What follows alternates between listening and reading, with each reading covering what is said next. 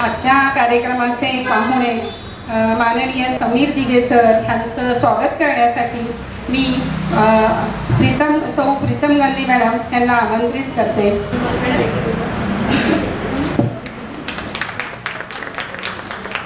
धन्यवाद. आजच्या कार्यक्रमाची प्रस्ताविक सांगण्यासाठी मी उद्योगिनी प्रीतम गांधी मॅडम यांना आमंत्रित करते. नमस्कार. आज व्यासपीठावर उपस्थित आर्थिक नियोजनकार श्री समीर दिघे व प्रिझम सामाजिक विकास संस्थेच्या अध्यक्षा तपस्वी गोंदी त्या येणार होत्या आपल्या कार्यक्रमाला. त्या काही कारणाने येऊ नाही शकलेल्या. तर आणि तुम्ही सर्व इथे उपस्थित असलेल्या सर्व मैत्रिणींना माझा नम्र अभिवादन. आम्ही अलिबागच्या उद्योगिनी सामाजिक व सांस्कृतिक संस्था ह्याची सुरुवात 2 वर्षापूर्वी एका व्हॉट्सअप ग्रुपने सुरू झाली. हे बहुतेक सगळ्यांना आतापर्यंत ज्ञात झालेलंच आहे. आता या घडीला या ग्रुपमध्ये 750 महिला जोडल्या गेल्या आहेत. या व्हॉट्सअप ग्रुपचा मुख्य उद्देश होता ज्या महिला घरगुती किंवा छोटेखानी व्यवसाय करतात त्यांची ओळख इतरांपर्यंत पोहोचवणे व त्यांच्या वस्तूंना बाजारपेठ मिळवून देणे. आणि त्यासाठीच आम्ही श्रावण सृजन आणि तेजोमय हे 2 प्रदर्शन अरेंज करतो दरवर्षी. त्याचप्रमाणे आपण जशी संस्थेचं नाव आहे सामाजिक आणि सांस्कृतिक, तर जेव्हा आपण सगळं व्यवसाय करतो थकतो तेव्हा आपल्याला कुठेतरी एक विरंगुळा पाहिजे असतो. त्याच्यासाठीच आम्ही पिकनिक पण अरेंज करतो. आणि सणांचं महत्त्व बघून आम्ही गरबा रमजोरे हा पण एक कार्यक्रम आयोजित करतो. त्याचीच पुढची स्टेप ही आजची आपली साडी वॉकेथॉन आहे. यस, ही सुरुवात आहे. आपण एवढ्या महिला एकत्र आलो, आपण स्वतःसाठी थोडा वेळ देतो, हेच माझ्यासाठी खूप महत्त्व आहे. आम्ही नेहमीच काहीतरी वेगळं करण्याचा प्रयत्न करतो. यावेळी साडी वॉकेथॉन ही नवसंकल्पना घेऊन आलो, कारण साडी हा आपल्या समस्त महिलांचा जिव्हाळ्याचा विषय आहे. काही साड्या खूप जुन्या झाल्या तरी त्यासोबत आपला एक भावनिक ऋणाबंध जोडला जातो, बरोबर आहे ना? आणि ती कपाटात तशीच ठेवली जाते. असे करत कितीतरी साड्या जमा होतात. पण काही खास प्रसंग असेल, काही सणवार आले की नवीन साड्यांची खरेदी नक्कीच केली जाते. आणि आपला हा रिवाज बनत चाललाय. आपल्या भारतात किती वेगळ्या प्रकारच्या साड्या आहेत. पैठणी, कांजीवरम, गडवाल ते आत्तापर्यंतची जी डिझायनर साडी असते तिथपर्यंत वेगवेगळ्या प्रकारे असतात. आणि त्या वेगवेगळ्या प्रकारे नेसू सुद्धा शकतात. मी स्वतः गुजराती नेसले, तुम्ही नऊवारी बघाल, बंगाली बघाल, साऊथ इंडियन बघाल. आजच आपल्या ह्याच्यामध्ये किती जणांनी वेगवेगळ्या प्रकारच्या साड्या नेसल्यात आणि आपल्या विविधतेमध्ये एक एकता आणून दाखवली आहे. जेव्हा मी साडीबद्दल माहिती शोधत होते तेव्हा मला एक आश्चर्याची गोष्ट समोर आली. आपण साडी नेसतो कारण ट्रॅडिशनल आहे, पूर्वीपासून साडी नेसतात, आपण पण नेसायची. पण त्याच्यामध्ये एक लॉजिक आहे. आपण जी साडी नेसतो ते आपल्याला बाहेरच्या निगेटिव्ह एनर्जीपासून प्रोटेक्शन करत असतं. आणि जी आपण पॉझिटिव्ह एनर्जी घेतो, आपली एनर्जी ही नेहमी सर्क्युलर फॉर्ममध्ये असते. ती आपण साडी किंवा आपण प्लीज नेसतो ते आपले सगळे सर्क्युलर फॉर्ममध्ये असते. म्हणजे आपली जी पॉझिटिव्ह एनर्जी आहे ती आपल्यामध्ये बॉन्डिंग राहते. आणि हेच तत्व पुरुषांना पण लागू होतं. पूर्वी धोतर नेसलं जायचं, लुंगी नेसली जायची, कारण ते सर्क्युलर फॉर्ममध्ये होते. राजस्थान, गुजरातमध्ये घागरा नेसला जातो, तो पण सर्क्युलर फॉर्म होता. त्याच्यामध्ये कुठेतरी एक पॉझिटिव्ह एनर्जी तुमच्या शरीरात बॉन्ड राहते. आणि दुसरी गोष्ट म्हणजे आपली नाभी, म्हणजे आपलं बेंबी म्हणतो, ते शरीराचं ब्रह्मस्थान आहे. आणि या ब्रह्मस्थान नेहमी ओपन ठेवलं जातं. जसं आपल्या घराचं ब्रह्मस्थान असतं त्याच्यामध्ये मॅक्झिमम एनर्जी खेचली जाते. आणि सूर्यापासून विटामिन डी बनवण्यासाठी आपली नाभी व त्याच्या आजूबाजूचा परिसर हा खूप महत्त्वाचा भाग ठरतो. आणि हे किती सुंदर लॉजिक आहे ना साडी नेसण्यामागेचं. आजच्या धावपळीत आपण जीन्स घालतो, आपण चुडीदार घालतो, कुर्तीचा ट्रेंड आहे. पण तीच महिला जेव्हा साडी नेसून येते तेव्हा तिचं सौंदर्य अजून खुलून दिसतो. का बरं? कारण त्यावेळी ती एक पॉझिटिव्ह एनर्जी तिच्यामध्ये साठली गेलेली असते. आता वॉकेथॉन आलं, साडी आलं, साडीचं कौतुक झालं, तसं वॉकेथॉनचं पण चालणे हा सुंदर सर्वांगी व्यायाम आहे. कुठचाही खर्च नाही आहे. म्हणून या सुंदर 2 गोष्टींचा आपण इथे महिलांना ॲक्च्युली तपस्वीला त्याच्यासाठी बोलवलं होतं की व्यायाम किंवा त्याचा पॉझिटिव्ह उपयोग काय आहे आपल्या जीवनामध्ये ते सांगण्यासाठी थोडक्यामध्ये. तर त्या दोन्ही गोष्टींचा संगम मी आज रथसप्तमीच्या दिवशी निमित्ताने घेऊन आलो होतो. रथसप्तमीच्या निमित्ताने एक विचारवाण देण्याचे मनात आले.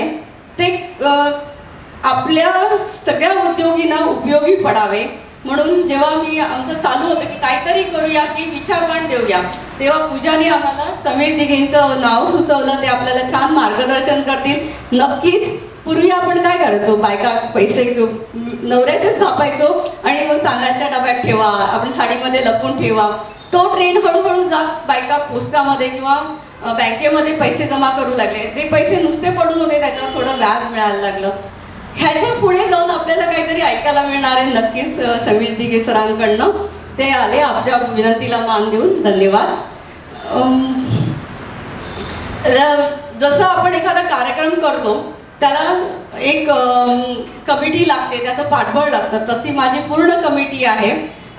उद्योगिनी अनिता निगडे ज्या आमच्या उपाध्यक्ष आहे, आशा बोराडे ज्या आमच्या सेक्रेटरी आहेत, सविता चांदोरकर ज्या सहसेक्रेटरी आहेत, नंतर इथे ज्योत्स्नाताई आणि कविता नाही आहे, त्या पण आमच्या कमिटी मेंबर्स आहेत. त्याच्यासोबत प्रार्थना नागवेकर, पूजा काठे, ह्या सगळ्या इतक्या सुंदर सहकार्य करतात आणि त्यांच्या सगळ्यांच्या एकजुटीमुळे एखादं सुंदर काम करायला प्रेरणा मिळत जाते. तर आपण सगळ्या आल्यामुळे आजच्या कार्यक्रमाला खूप सुंदर रूप आलं आहे. म्हणजे इथे सगळ्यांचं रूप सुंदर आहे आणि त्यामुळे कार्यक्रम पण सुंदर झालेला आहे. धन्यवाद. असा तिळातील स्निग्धता व गुळातील गोडवा आपण सगळ्यात जपूया, भेटत राहूया. Thank you very much. आपल्या कार्यक्रमाचे जे अध्यक्ष आहेत त्यांचा परिचय आणि आपण त्यांचा परिचय थोडक्यात करून देण्यासाठी मी उद्योगिनी पूजा काटे यांना आमंत्रित करते. नमस्कार, मी पूजा काटे. माझी मैत्रीण प्रीतम गांधी हिने अतिशय छान रीत्याने ओळख सगळी करून दिलेली आहे. तुमचं अगदी भरभरून कौतुक केलेलं आहे. मी आता आपले जे मान्यवर पाहुणे आलेले आहेत श्री समीर दिघे सर, त्यांची मी तुम्हाला थोडक्यात ओळख करून देते.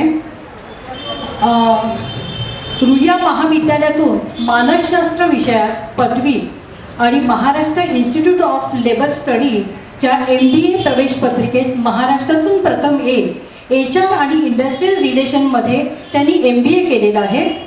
सेबीच्या NISM या अभ्यास केंद्रातर्फे आर्थिक नियोजनातील विविध कोर्सेसचे ते तज्ज्ञ मार्गदर्शक आहेत.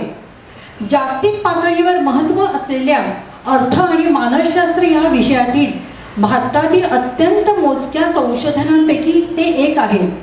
अतिशय साध्या सोप्या पद्धतीने आर्थिक विषय मांडण्याच्या पद्धतीमुळे अल्पावधीतच त्यांचा प्रशिक्षण कार्यक्रमांना प्रसिद्धी मिळालेली आहे. तसेच आर्थिक विषयांवर सातत्याने लिहित असल्याने महाराष्ट्र टाइम्सच्या संपादकीय पानावर आलेले अनेक लेख त्यांचे प्रसिद्ध झालेले आहेत. संवेदन ह्या त्यांच्या प्रशिक्षण संस्थेतर्फे महाराष्ट्र पोलीस, MIDC, अनेक कॉर्पोरेट कंपन्यांमध्ये आर्थिक नियोजनकार, आजवर 600हून अधिक कार्यक्रम घेतलेले प्रशिक्षक म्हणून ते कार्यरत आहेत.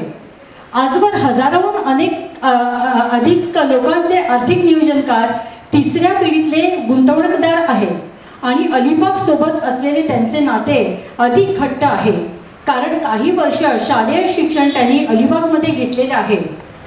गेल्या वर्षीपासून अलिबागमध्ये आपले मुख्य ऑफिस सुरू करून पार्ले आणि पुण्याच्या कार्यालयाचे पूर्ण व्यवस्थापन अलिबागमधून करणारे डिजिटल व्यवस्थापक आहेत, जे आता आठवड्यातील किमान 4 दिवस हे अलिबागमध्ये राहणे पसंत करतात. असे अलिबागकर झालेले आपले हे मार्गदर्शक श्री समीर मिलन दिघे आज साध्या सोप्या शब्दात आपल्याला नुकत्याच सादर झालेल्या बजेट समजून घेण्यास मदत करणार आहेत. मीही तुमच्या इतकीच उत्सुक आहे, त्यामुळे अधिक वेळ न गमावता मी त्यांना बोलण्याची विनंती करते. धन्यवाद. तो सर्वप्रथम तुम्हा सगळ्यांचे आभार की तुम्ही तुमचा हळदी कुंकवाचा कार्यक्रम आहे, तिळगुळ आणि त्याच्यात विचारवाण अशी छान संकल्पना घेऊन मला बोलवलेले आहेत आणि त्यामुळे माझी जबाबदारी आणखीन वाढलेली आहे की तुम्हाला छान विचार देणं आता गरजेचं आहे. पण मला उपदेशाचे डोस पाजायचे नाही आहेत. जितक्या काही गोष्टी मित्रत्वाच्या नात्याने सांगता येतील तेवढ्या मी सांगणार आहे. त्यातल्या ज्या तुम्हाला सोयीच्या वाटतील, योग्य वाटतील त्या तुम्ही अंमलात आणा, अधिक चर्चा करा त्याबद्दल. तुमच्या सगळ्या उद्योगिनी आज आलेल्या नाही आहेत, बऱ्याचशा उद्योगिनी या व्हॉट्सअप ग्रुपवर आहेत. सो आजच्या कार्यक्रमात तुम्हाला जे जे काही पटलं, आवडलं त्या मुद्द्यावरती तुम्ही जर त्या ग्रुपमध्ये आणखीन चर्चा केलीत तर अधिक सकस विचारांचं वाण तुमच्यापर्यंत पोहोचेल. आपल्या देशाचे माननीय पंतप्रधान नरेंद्र मोदी यांनी 75 वर्ष भारताला पूर्ण झाल्यानंतर पुढची जी 25 वर्ष आहेत या काळाला कर्तव्य काळ असं संबोधलेलं आहे. सो कर्तव्य काळ असं म्हणण्यामागचं मुळात उद्दिष्टच काय आहे? नरेंद्र मोदी यांनी याला कर्तव्य काळ असं म्हटलंय. का बरं कर्तव्य काळ म्हटलं असेल? कारण का तर आपली 140 कोटी लोकसंख्येचा हा अवाढव्य देश 75व्या वर्षात असून देखील आज आपल्याला शौचालय बांधणं हा सगळ्यात प्रायोरिटीचा विषय आहे. इतक्या पातळीवरती अजून आपल्याकडे विकास होणं बाकी आहे आणि या विकासामध्ये स्त्रियांचा सहभाग मोठ्या प्रमाणात राहावा म्हणून एक अतिशय चांगला शब्द त्यांनी वापरला. तर त्या शब्दापासूनच आपण सुरुवात करूया की त्यांनी आपल्याकडे देखील एक ज्या महिला उद्योजिका एका ठिकाणी आपल्या वस्तूंची विक्री वगैरे करतात त्या स्थानाला जे नाव दिलंय त्या नावामध्येच मुळात सगळी समस्या अडकलेली आहे. त्याचं नाव काय बरं? उपजीविका केंद्र. सो उपजीविका केंद्र या शब्दामध्येच बिचारेपण आहे की अरे उपजीविका होईल. 2 वस्तू आपण घेतल्या ते ह्यांच्या घरात एक 50-100 रुपये पोचतील. मग हा आपला बिचारेपणा आपण इथून पुढे असाच कंटिन्यू ठेवायचा तर हा कर्तव्य काळात विकसित भारताचे विकसित उद्योजिका आपण म्हणू का? कधीच नाही म्हणता येणार असं. म्हणून त्यांनी आपल्याला एक नवीन नाव दिलेलं आहे ते म्हणजे लखपती दीदी.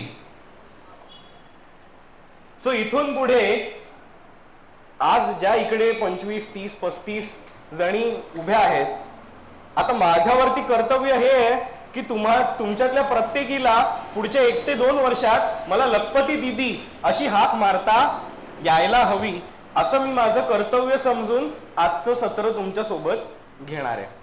सो या प्रवासामध्ये ज्यावेळेला आपण नोकरी न करता उद्योग करण्याचा विचार करतो त्यावेळेला एक गोष्ट अधिक महत्वाची घडत असते आपल्या बाबत की ज्या वेळेला आपल्याला नोकरी असते त्याला 10 वाजता डॉट कामाच्या स्थळी पोहोचणं आणि जर त्या कामाच्या स्थळी आपण पोहोचत नसू तर आपल्याला लेट मार्क लागेल.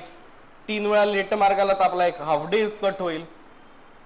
पण ज्या क्षणी आपण उद्योगिनी म्हणून म्हणवतो त्यावेळेला आपली जबाबदारी आणखीन कठीण होते. कारण आता लेट मार्क कोणी लावणार नाहीये, अब्सेंट कोणी काउंट करणार नाहीये. मग आता जी वेळ ठरवली असेल म्हणजे जो वेळ 10 ठेवली असेल तर 10 वाजल्यापासून संध्याकाळी 6 पर्यंत कामावर रुजू होऊन काम करणं आणि त्यावरती कोणी विचारायला येणार नसेल तो स्वयंप्रेरणेने ते काम करणं ही वेळेची शिस्त हा सगळ्यात पाया आहे. लक्षात घ्या, आर्थिक नियोजन आणि वेळेचे व्यवस्थापन या एकाच नाण्याच्या 2 बाजू आहेत. कारण जर आपल्याला वेळा पाळता येत नसतील तर आपल्याला पैसे देखील सांभाळता येत नाही. तुम्ही बघा, जे काही लोक उसने पैसे मागत असतात किंवा आपल्या आजूबाजू ज्यांची परिस्थिती चांगलीशी नाहीये त्यांना जरा 2 मिनिटं आठवा आणि त्यांचं वेळेचं व्यवस्थापन ना बाबत त्यांचे कशा प्रकारची वर्तवणूक आहे ही आठवलीत की तुम्हाला लक्षात येईल की आपली आर्थिक अवस्था जर दुरावस्था असेल तर त्याचं खरं उत्तर हे आपल्या वेळेच्या नियोजनात आहे. त्यामुळे जर आर्थिक नियोजन व्यवस्थित करायचं असेल तर सगळ्यात महत्वाची गोष्ट आपल्याला सांभाळावी लागणार आहे ती म्हणजे वेळेचं नियोजन. हे वेळेचं नियोजन आपण करायला लागलो तर लक्षात घ्या तुमची 90% लढाई ही इथेच पार झालेली असेल. कारण का तर अनेक जणांचं असं असतं की मला कोणी बॉस नको, I want to be my own boss, म्हणून उद्योग सुरू करायचा आहे आणि त्या उद्योगात येणं गोष्ट चांगली आहे, पण कोणी बॉस नसताना आपणच स्वतःचे बॉस होणं हे अधिक कठीण आहे ना. जिथे लेटमार्क लागत असेल तर आपला देखील पैसे आपण कट केले पाहिजे. मला एक सगळ्यात महत्वाचा प्रश्न उपस्थित करायचा आहे तो म्हणजे आपल्या उद्योगातनं दर महिन्याला आपल्यापैकी किती जणी अशा आहेत की ज्या पगार घेतात. लक्षात घ्या तुम्ही पगार घेता, व्हेरी गुड. मॅडम तुमचं नाव? प्रार्थना नागवेकर. लक्षात घ्या जर आपल्याकडे एखादा एम्प्लॉई काम करत असेल, जी कोणी सहाय्यक तुम्ही अकाउंटंट कोणालाही घेतलं असेल तर त्याला जसं आपण पगार देतो तशाच प्रकारे आपण जर काम करत असू तर आपला देखील काय योग्यतेचं आपण काम करत आहोत त्याप्रमाणे पगार घ्यायला सुरुवात करणं ही सगळ्यात महत्वाची आर्थिक शिस्त आहे. आणि उद्योगिनीच असं नाही, मोस्ट ऑफ उद्योजक देखील ही गोष्ट करणं टाळतात आणि जे मला येणारे पैसे आहेत, जो म्हणत असो आपण जो गल्ला आहे त्या गल्ल्यामध्ये जे पैसे येत आहेत, आज दिवसाभरात जर 2000 रुपये आले आणि मला जर घरात काहीतरी सामान आणायचंय आणि त्याच्यासाठी 500-700 रुपये लागणार आहे, ते सुद्धा मी जर त्यातच वापरत असेल तर लक्षात घ्या उद्योजक म्हणून मीच माझ्या रेव्हेन्यूवरती डल्ला मारतोय. It is first type of corruption.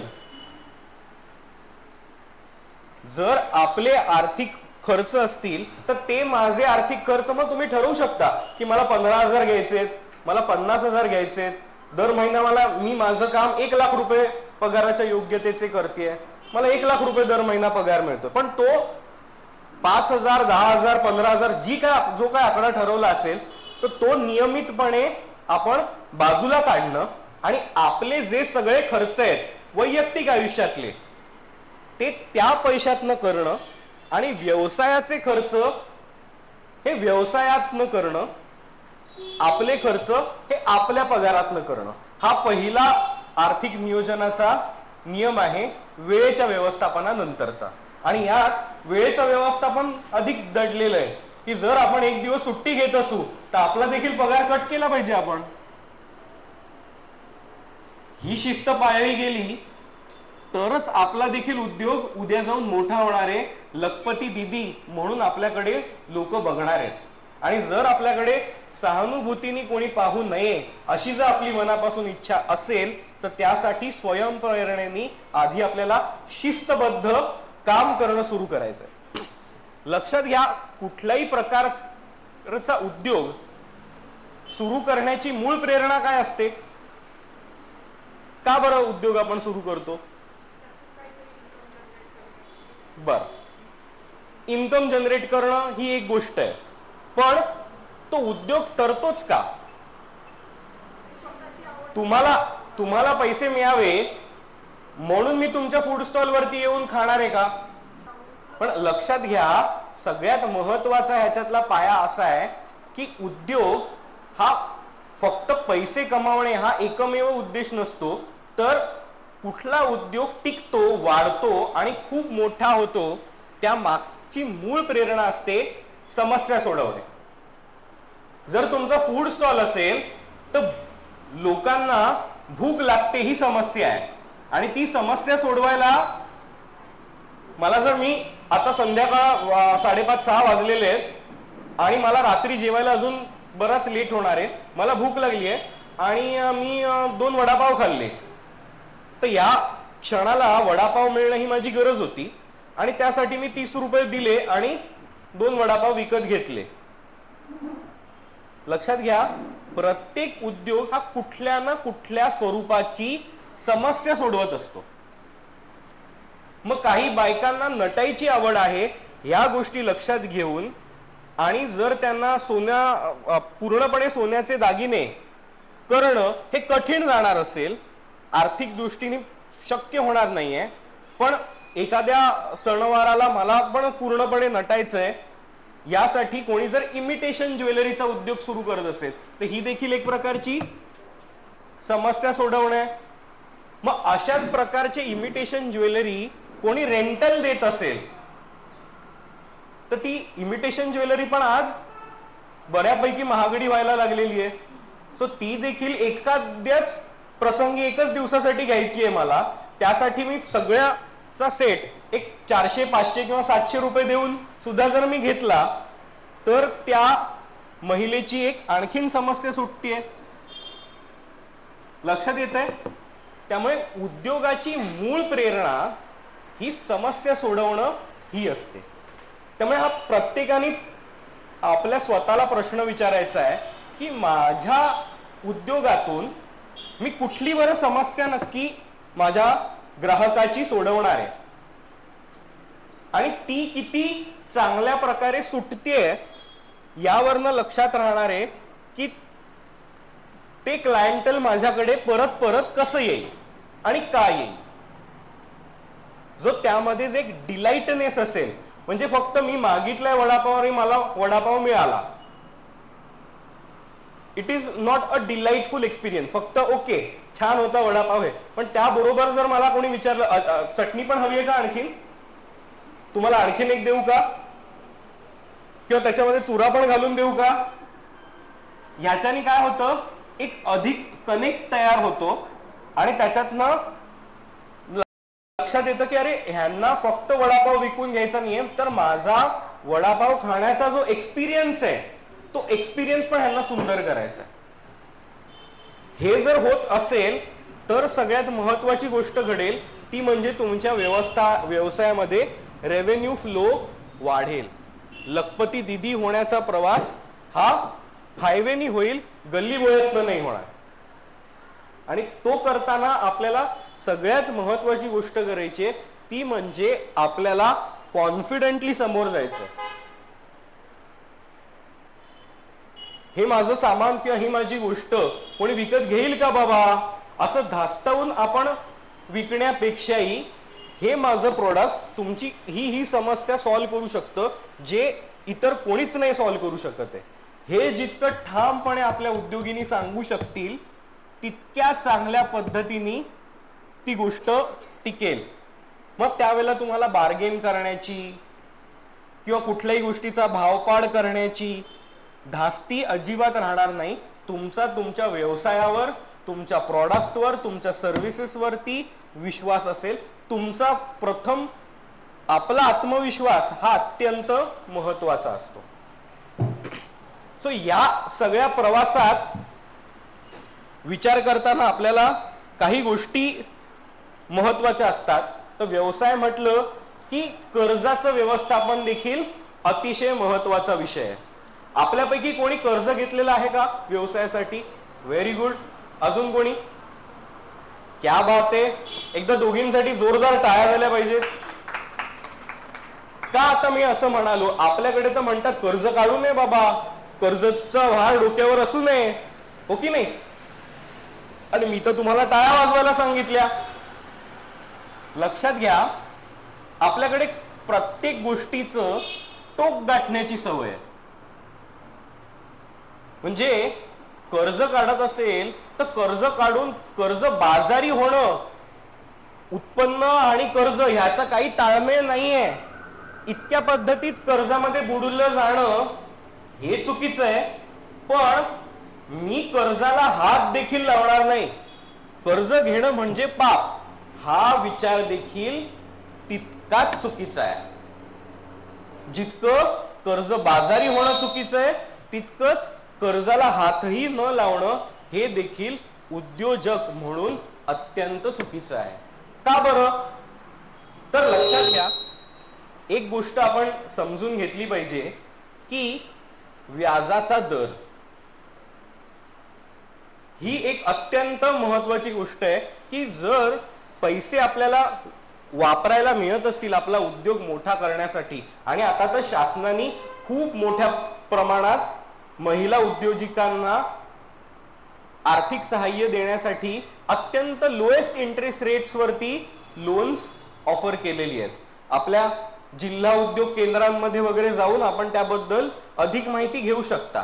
त्या कर्जाचा जर आपण वापर करून आपले पैसे हे तिकडच्या लोन वरती मिळणाऱ्या पैशापेक्षा जास्त वेगाने आपल्या व्यवसायात वाढवू शकत असू असा जर आपला कॉन्फिडन्स असेल तर कर्ज हे आपल्या व्यवसायाला मोठं करणारं एक महत्वाचं टूल आहे. मात्र या टूलचा अतिवापर करणं हे चुकीचं आहे. कुठलीही गोष्ट अति सर्वत्र वर्जते. म्हणजे स्वयंपाकात मीठ ही अत्यंत महत्वाची गोष्ट आहे, पण मी म्हणालो मीठ वापरायचंच नाही, तर तो स्वयंपाक चांगला होईल का? किंवा मग मीठ वापरायचंय म्हणून वाटी वाटी मीठ घालून चालेल का? जसं स्वयंपाकामध्ये मीठ हा अत्यंत महत्वाचा घटक आहे, तसंच व्यवसायामध्ये कर्ज हे देखील तितकाच महत्वाचा घटक आहे, ज्याचं संतुलित प्रमाणात आपण कशा प्रकारे वापर करत असू त्यावरती आपला उद्योग फळणारे, फुलणारे, मोठा होणारे. आणि आज आपण आपल्या स्वतःला ज्या वेळेला शिस्तबद्ध प्रमाणे एम्प्लॉईड केलेलं असेल, मी स्वतःला एक रोजगार निर्माण पहिला केलाय आणि तो मी शिस्तबद्धपणे करत असीन, वेळेचं व्यवस्थापन व्यवस्थित होत असेल, आणि तिसरा महत्वाचा फॅक्टर म्हणजे माझा व्यवसाय कुठल्या ना कुठल्या स्वरूपाची समस्या लोकांची सोडवत असेल, हे तिन्ही गोष्टी जवळ आल्या, एकत्र आल्या, तर लक्षात घ्या तुमच्या व्यवसायाला या जगात कोणी थांबवू शकणार नाहीये. आणि जेव्हा हा व्यवसाय असा प्रकारे निर्माण होतो, का बरं आपल्या पंतप्रधानांना देखील तुम्हाला लखपती दीदी बनवण्यात इंटरेस्ट आहे, सरकारला देखील लोएस्ट लेवलवरचं इंटरेस्ट रेट देऊन तुम्हाला उद्योगिनी बनवण्यात रस आहे. कारण या मागची सगळ्यात महत्वाची गोष्ट अशी आहे की एक उद्योजक, एक उद्योजिका ही आपल्या स्वतःला जशी नोकरीवरती आपल्या स्वतःसाठी रोजगार जसा निर्माण करते, जर हा व्यवसाय मोठा होणार असेल तर उद्या जाऊन तिकडे एकाच्या जागी 2, 2च्या जागी 4 अशा इतर लोकांना देखील रोजगार आपण निर्माण करणारे बनणार आहोत, ज्यांना दर महिना पगार मिळू शकतो अशा स्वरूपाची नोकरी आपण देणाऱ्या होऊ शकणार आहोत. ही किती महत्वाची ताकद आपल्या व्यवसायातनं तयार होऊ शकते. आणि ही ताकद निर्माण व्हावी आणि त्यासाठी तुमचा आत्मसन्मान वाढावा म्हणून लखपती दीदी ही अत्यंत महत्वाची हाक आपल्यासाठी पंतप्रधानांनी देखील आपल्याला साथ दिलेली आहे. सो या तत्वावरती आपल्याला इथून पुढे आर्थिक व्यवस्थापन करायचंय. आता आर्थिक नियोजन करत असताना सगळ्यात महत्वाची गोष्ट असते, जसं मी म्हणालो कर्ज, तसा अत्यंत महत्वाचा एक फॅक्टर असतो, तो म्हणजे महागाईचा दर. आता महागाई म्हणजे काय बरं? महागाई म्हणजे काय? हा, वस्तूची किंमत वाढणं. हा, म्हणजे लक्षात घ्या, एखादं प्रोडक्ट आहे तुमचं, मानून चालूया आपण लिपस्टिक.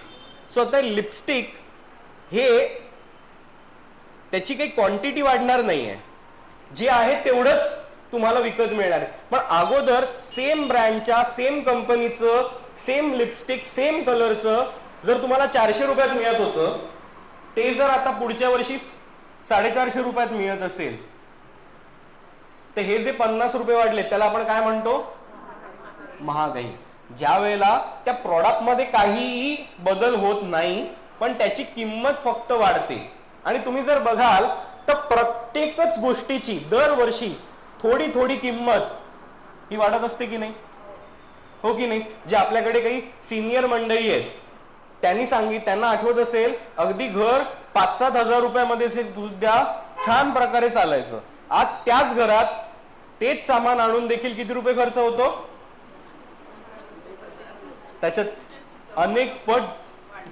जे 5-7 हजारात घर चालायचं तेच 10-15 वर्षामध्ये विचार केला तर आपल्याला 15-1 हजार रुपये सहज खर्च होऊन जातो. या गोष्टीला म्हटलं जातं महागाई. आता तुम्हीच लक्षात घ्या, जर आत्ता जे घर 15 हजारात चालत असेल, जर महागाईचा दर 7% राहिला तर 10 वर्षात हा खर्च दुप्पट होतो. म्हणजे 10 वर्षात 15 हजाराचे लागणारे 30,000, 20 वर्षात 30 हजाराचे 60,000 आणि बरोबर 30 वर्षात हेच घर चालायला लागणार आहेत 1,20,000. त्यामुळे ज्यांचं वय आज साधारणपणे 35च्या आतमध्ये आहे, त्यांना बरोबर अशाच प्रकारे घर चालवण्यासाठी बरोबर 30 वर्षानंतर जे घर 15 हजारात चालत होतं त्यासाठी 1,20,000 रुपये खर्च येणार आहे. आणि यात अत्यंत महत्वाची गोष्ट अजून घडत असते, ती म्हणजे आपली लाईफस्टाईल ती देखील वाढत असते.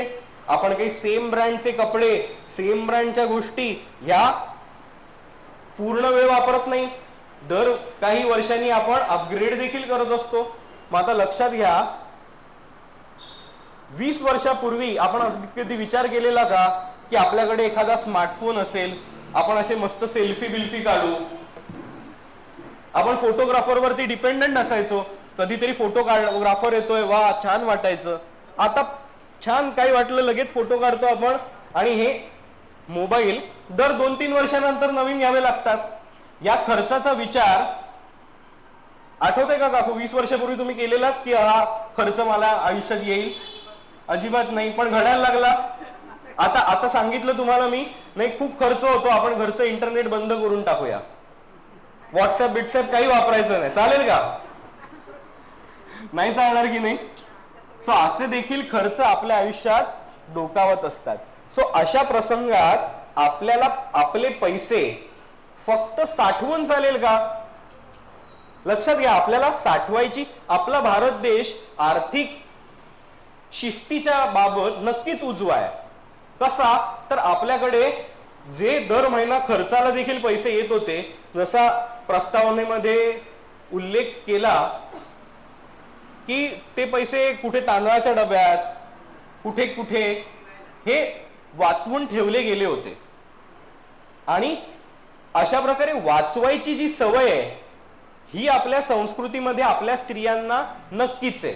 मग आता गंमत राहते कुठली, हे पैसे वाचवले फक्त तर समजा असे वाचवून तुमच्याकडे 10,000 रुपये, पण 5 वर्षानंतर जी गोष्ट तुम्ही 10,000 विकत घ्यायला आज पाहत होतात त्याच गोष्टीसाठी जर लागणार असतील 14 ते 15,000 आणि जर त्याच्यात असतील वाचवलेले 10,000 तर ती गोष्ट विकत घेता येईल का? म्हणजे ह्याचा अर्थ नुसते पैसे वाचवून महागाई हे एक फॅक्टर लक्षात घेतला गेला तर आपली विकत घेण्याची क्षमता हळूहळू हळूहळू कमी होत असते.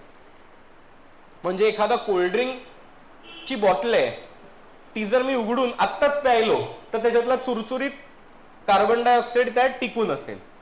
पण समजा मी ते ग्लासात ओतून ठेवली ती बाटली आणि म्हटलं हा कार्यक्रम सगळा संपू दे, घरी जाऊन मी पिईन, आणि 2-2.5 तास गेले, तसंच चुरचुरीतपणा राहील का? मग तसंच आपल्या देखील पैशाला आपण नुसतं वाचवून ठेवलं तर त्याच्यात ज्या नोटा आहेत त्याच्यातनं चुरचुरीतपणे शॉपिंग करण्याची जी ताकद आहे,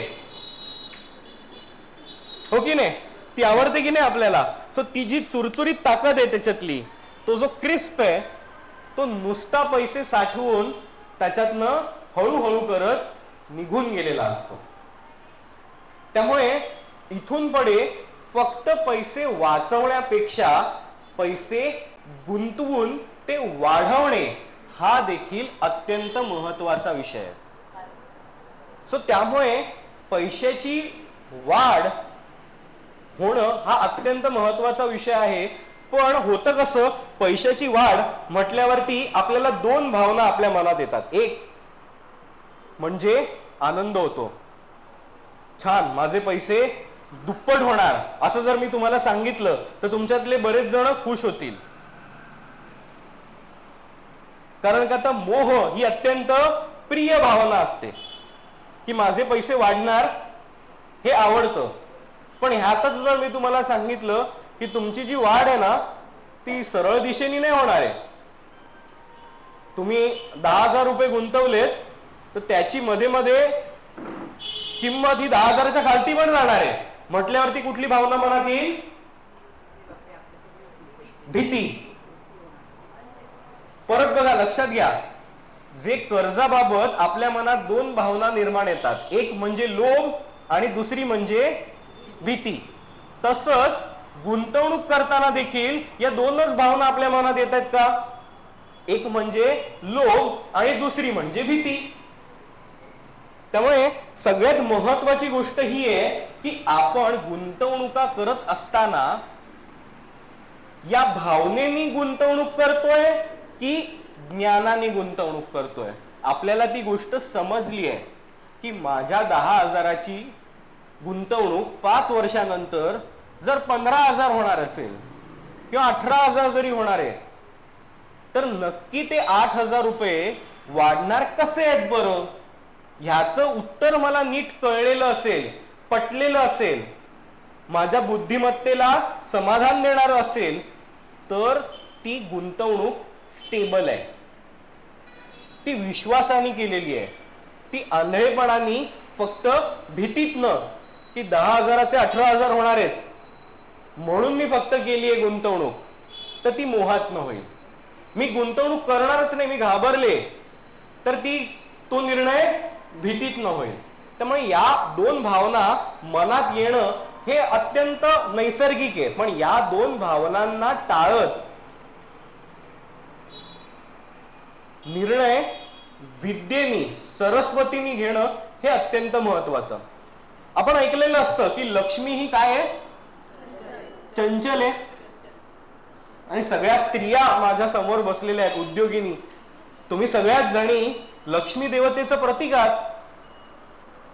सो या लक्ष्मी देवता प्रसन्न होऊन असं म्हणतात की लक्ष्मी देवता पाणी भरते.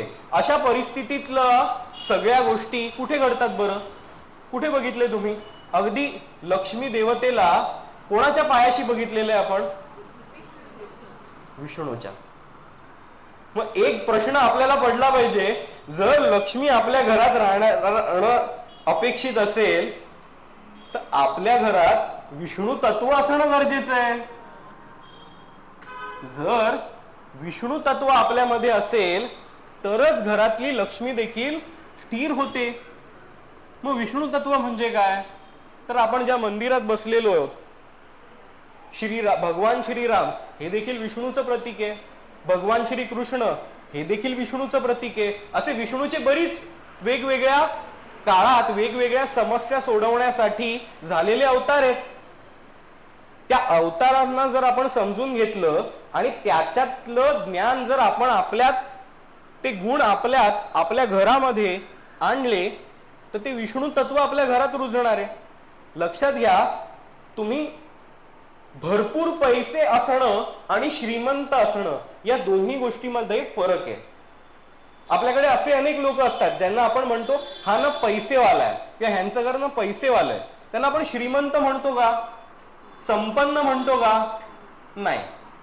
कारण अनेकांकडे नुसत्या जमिनी विकून देखील भरमसाठ पैसा येतो आणि तो अगदी 2-3 वर्षामध्ये देखील वाहून जाऊन त्या जमिनीवरती उभा राहिलेल्या प्रोजेक्टचे वॉचमन म्हणून जर काम पत्करावं लागत असेल तर या घरामध्ये विष्णू तत्व आहे असं म्हणता येईल का? मग जर विष्णू तत्व नसेल तर संपत्ती आली होती, लक्ष्मी आली होती, पण लक्ष्मी राहिली का? चंचल आहे. तसंच लक्ष्मी तत्वाला आपल्याकडे जर स्थिर करायचं असेल तर आपल्याला सरस्वतीची आराधना देखील केली पाहिजे. सरस्वती ही विद्येची देवता आहे. जर आपल्याला आपल्या उद्योगामधली विद्या, ज्ञान हे सखोल असेल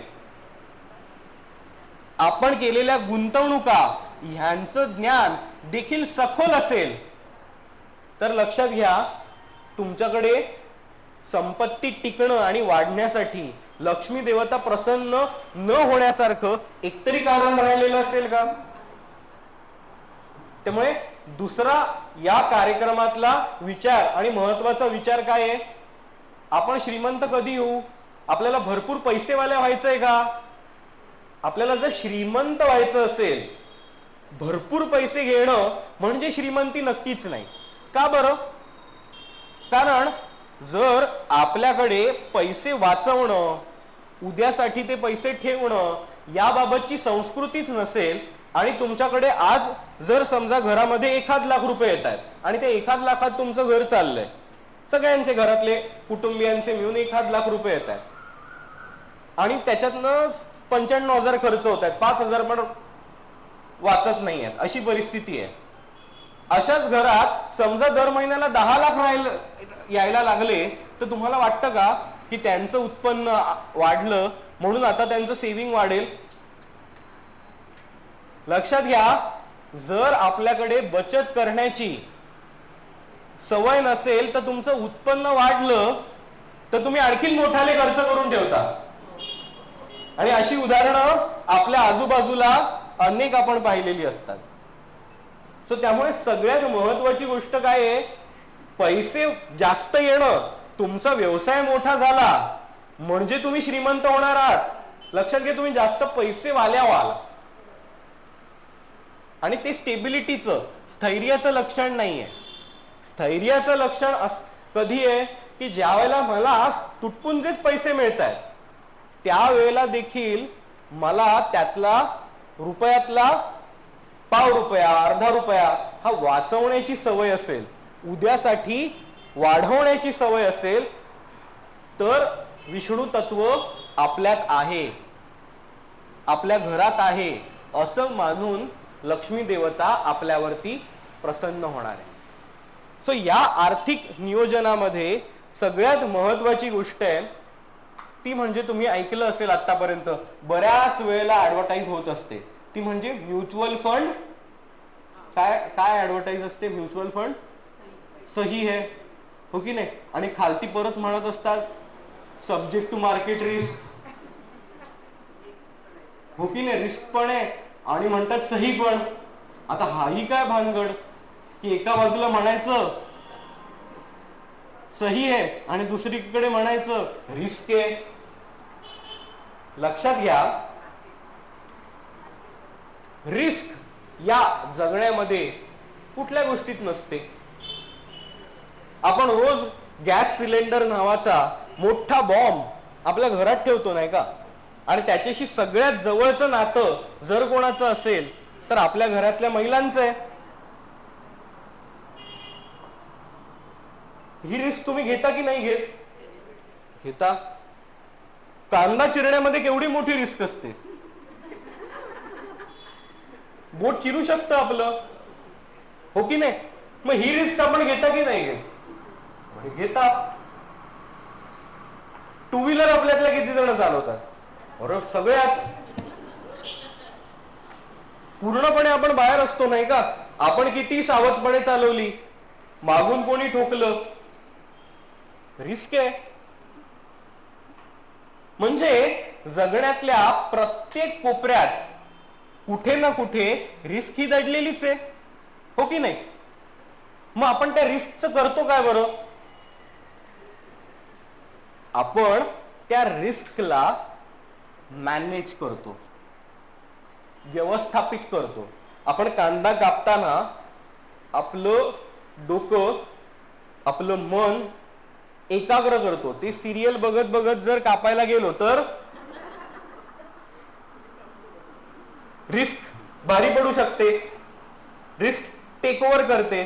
पण हेच आपण शांत मनाने मला कांदा चिरायचा आहे, माझं बोट चिरू शकतं, हे जाणीव जिवंत ठेवून आपण जर शांतपणे कांदा चिरत असू तर आपल्या बोटाला काय होतं? गॅस सिलेंडरचा काही त्रास होतो? रिस्क मॅनेज केली आहे.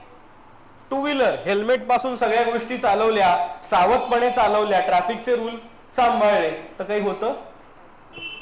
हे देखील जसे रिस्क मॅनेज करण्याचे प्रकार आहेत, मग तसंच पैशाला देखील गुंतवणूक करताना त्यातली रिस्क ही मॅनेज करायला आपण शिकलो तर ही गोष्ट देखील आपल्याला सुव्यवस्थापितरित्या करता येते, सोपी होते की नाही? आता मी तुम्हाला एक थोडक्यात एखाद्या गुंतवणूक ज्या म्युच्युअल फंडातनं वगैरे होत असतात त्यातलं एक उदाहरण देतो की आमच्या गुंतवणूक विश्वामध्ये एक महत्वाचा सेक्टर मानला जातो, तो म्हणजे हेल्थ केअर सेक्टर. आता हेल्थ केअर सेक्टर ज्याला मी म्हणतो त्याला त्याच्यात 3 सब सेक्टर असतात. एक म्हणजे फार्मा कंपन्या, म्हणजे औषध निर्माण करणाऱ्या कंपन्या, दुसरं म्हणजे हॉस्पिटल्स, आणि तिसरं म्हणजे डायग्नोस्टिक सेंटर, म्हणजे ते ब्लड, शुगर आणि सगळे जे काही रिपोर्ट्स आपल्याला डॉक्टरला दाखवावे लागतात ते रिपोर्ट्स देणाऱ्या ज्या कंपन्या असतात त्याला म्हटलं जातं डायग्नोस्टिक सेंटर्स. आता यामध्ये जर आपण गुंतवणूक करत असू आणि हे पैसे समजा आपल्याला किमान 5 ते 7 वर्ष लागणार नाहीये, अशी छोटीशी गुंतवणूक समजा 5,000ची किंवा अगदी 10,000ची अशी, पण त्यात तुम्ही ठाम आहात की मला 5 ते 7 वर्ष यातला 1 रुपयाही लागणार नाही. लक्षात येतंय? सो आता लक्षात घ्या, ह्यात हे पैसे 10,000चे 7 वर्षानंतर सुद्धा 10,000 राहणं किंवा त्याच्यापेक्षाही खालती जाणं ही रिस्क आहे, हो की नाही? 7 वर्षात महागाईच झाली असेल की 10,000ची वस्तू विकत घ्यायला मला आता 18,000 लागत असतील आणि त्याची व्हॅल्युएशन 10,000ची 12-15,000 पण झाली नसेल तर ही रिस्क आहे. किंवा त्या व्हॅल्युएशनची 10,000च्या उलट आणखीन 5,000 झाली असतील तर ह्याला आपण रिस्क आहे म्हणतो. पण ही रिस्क का कधी घडेल? जेव्हा कोणी आजारीच पडलं नाही आणि सगळेजण रामदेव बाबांचा ऐकून योगा प्राणायाम वगैरे सगळे करतायत, अशा परिस्थितीत कोणी ब्लड प्रेशरची गोळी देखील खात नाहीये या संपूर्ण भारतवर्षात, अशी परिस्थिती आली तर फार्मा कंपन्यांचं काही खरं नाही, औषधं लागणं बंद झालं, मोठी रिस्क आहे, बंद पडतील कंपन्या. सगळ्यांनी आरोग्य इतकं उत्तम ठेवलंय की कोणाला ऍडमिटच व्हावं लागत नाही, हॉस्पिटल कंपन्या बंद पडल्या किंवा आता काय हॉस्पिटलमध्ये कोणी जात नाही, एवढं चांगलं आरोग्य आहे सगळ्यांचं. आणि तिसरी कंडिशन, डायग्नोस्टिक सेंटर वगैरे, कोणाला ब्लड शुगर नाही, कुठले काय रिपोर्ट काही घ्यायची गरजच नाही आता किंवा ती गरज कमी व्हायला लागली, मोठी रिस्क आहे. पण प्रॅक्टिकली विचार करा, 140 कोटी लोकसंख्येचा देश, त्यातही तिशी खालची लोकसंख्या मोठ्या प्रमाणात, म्हणजे लोकसंख्या अजून पुढे जाऊन वाढण्याची शक्यता ही जास्त. अशा परिस्थितीत कोणी आजारीच पडणार नाही, कोणाला गोळ्या औषधच लागणार नाही असं होणं शक्य आहे का? ज्या आपल्याकडे काही सिनियर मंडळी आहेत त्या सांगू शकतील की तुमच्या तरुणपणामध्ये, तुम्ही आता पण सगळ्याजणी तरुणच आहात, आय एम व्हेरी सॉरी, पण तुमच्या अगदी कॉलेज जीवनात, शाळेच्या आयुष्यात तुम्ही कधी फास्ट फूड खाल्लेलं का? तसे काही ऑप्शन अवेलेबल होते की चला पाणीपुरी खाऊया, पिझ्झा खाऊया, असं होतं का तुम्हाला? नाही ना. पण आमच्या पिढीमध्ये ही गोष्ट काय घडली आता की अगदी लहान वयापासूनच आम्ही या सगळ्याच फास्ट फूडच्या सवयींना बळी पडलो, आवडीने त्या स्वीकारल्यात. परत बऱ्याच जणांचं काम हे कम्प्युटर आणि याच तत्सम आहे, कोणी जाऊन सामान उचलतंय किंवा जाऊन शेतामध्ये मेहनतीचं काम करतंय असं पण नाहीये. त्यामुळे मोस्ट ऑफ आजच्या तरुणाईला जे कायमस्वरूपी मेडिकेशन म्हणतो आपण, थायरॉइड, ब्लड प्रेशर किंवा डायबिटीज, या प्रकारच्या गोष्टी या अगदी 40-45 सुरू व्हायला लागल्यात. ह्याचा अर्थ उलट हॉस्पिटलची संख्या वाढण्याचीच गरज आहे की नाही. आणि कोविड काळाने आपल्याला दाखवून दिलं हॉस्पिटल बेड आपल्याकडे कमी आहेत. म्हणजे हॉस्पिटल वाढणार येत्या 5 ते 7 वर्षात की कमी होणार. मॅडम लायन्स क्लबच्या मेंबर आहेत ना, तुमचं हॉस्पिटल पण होतंय ना, का होतंय बरं? कारण का या सगळ्या भागात मल्टी स्पेशालिटी हॉस्पिटल आहे का? त्यामुळे ते घडणं गरजेचं आहे. सो मल्टी स्पेशालिटी हॉस्पिटल देखील येत्या काही महिन्या वर्षभरात आपल्याकडे उघडलं गेलेलं असेल. आता कुठल्याही डॉक्टरांकडे तुम्ही गेलात तर ते कुठलाच एकही रिपोर्ट आणायला सांगत नाहीत. असं होतं का? असे कोण डॉक्टर आहेत आपल्याकडे की जे फक्त बघतात, चेकअप करतात आणि लगेच धडाधड प्रिस्क्रिप्शन लिहून देतात? कुठलाही डॉक्टर आजच्या काळात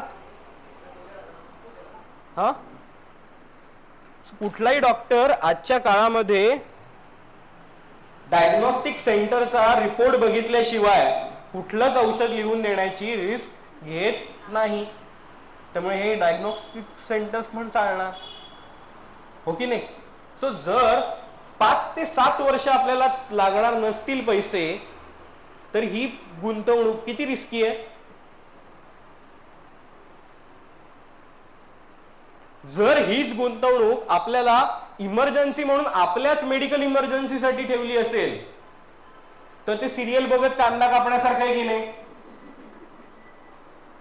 कारण का तर या सगळ्या कंपन्यांचा जागतिक अर्थव्यवस्थेत देखील वाटा मोठा असतो. आणि अमेरिकेमध्ये एखादी पॉलिसी जरी चेंज झाली तरी आपल्या फार्मा कंपन्यांवर त्याचा इम्पॅक्ट होतो. सो मधल्या 1-2 वर्षात त्या 10,000चे 8,000 झालेले देखील घडणं शक्य आहे. मला आठवतंय या हेल्थकेअर फंडाबद्दल, जसं मी आज तुम्हाला सांगतोय, ज्या वेळेला हा हेल्थकेअर फंड नवीन येत होता त्यावेळेला 2018-19 साली मी बऱ्याच माझ्या सेमिनार्स मध्ये याचं उदाहरण देऊन सांगत होतो. आता तर याबद्दल बऱ्याच जणांना माहिती आहे. मी 18-19 साली म्हणजे साधारण 5 वर्षापूर्वीच तुम्हाला उदाहरण देऊन सांगतो. त्यावेळेला ऐकून माझ्या काही गुंतवणूकदारांनी त्यात गुंतवणुका केल्या. एक उदाहरण म्हणून घेऊया आपण, ज्यांनी 1 लाख रुपयाची गुंतवणूक केली,